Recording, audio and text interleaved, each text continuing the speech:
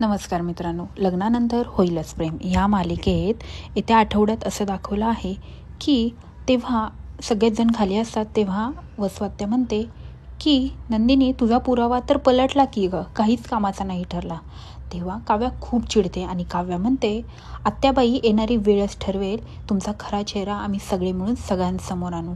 आणि असं बोलल्यानंतर सगळेच तिथे उभे असतात, म्हणजेच पार्थ, नंदिनी, काव्या आणि रम्या आणि आत्तू, आणि हे हसत असतात. असं बोलल्यानंतर तेवढ्यातच गणपतीच्या डोक्यावरचं फूल पडतं आणि तेव्हा ते दोघीही, काव्या ही दिव्यावर हात पकडते, तिच्याबरोबर नंदिनीही पकडते आणि त्यानंतरच लगेचच जीवा आणि काव्या पण म्हणतात, आम्हीही तुम्हाला साथ देऊ. असं बोलल्यानंतर आता हे चौघंही मिळून आत्याविरुद्ध मोठा पुरावा शोधणार असतात आणि तुम्ही काळजी न करू, तुमचे हेच खरं रूप आम्ही सगळ्यांसमोर आणू.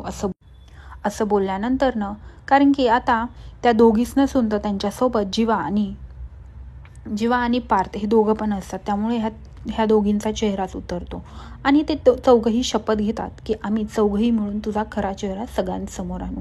असं बोलल्यानंतर आता जरा आत्या घाबरलेलीच असतात. तेवढ्यातच तिकडनं मिथुन काका येतो आणि त्यांनी रेकॉर्डिंग केलेलं असतं की पिऊ बोलत असते की मी स्वतःच्या कानाने ऐकलं आहे की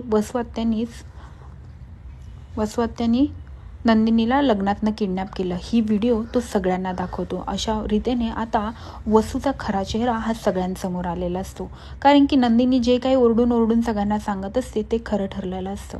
कारण की दीपक हा तिचाच माणूस आहे आणि नंदिनी जे काही सांगत असते ते खरं असतं. तेव्हा काव्या खूप चिडते. काव्याने डायरेक्ट म्हणते वसवात्याचं नरडच धरते आणि म्हणते, आता मी तुम्हाला जिवंत नाही सोडणार, कारण की वसवात्या, तुम्ही आमच्या चौघांचं आयुष्य बर्बाद केलं.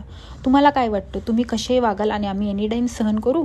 आता तुम्हाला ह्या सगळ्याची शिक्षा भेटणारच. आता पुढे काय होईल, वसवात्याला काय शिक्षा भेटणार हे पाहण्यासाठी विसरू नका. लग्नानंतर होईलच प्रेम आणि माझ्या चॅनलला लवकरात लवकर सबस्क्राईब करा. धन्यवाद.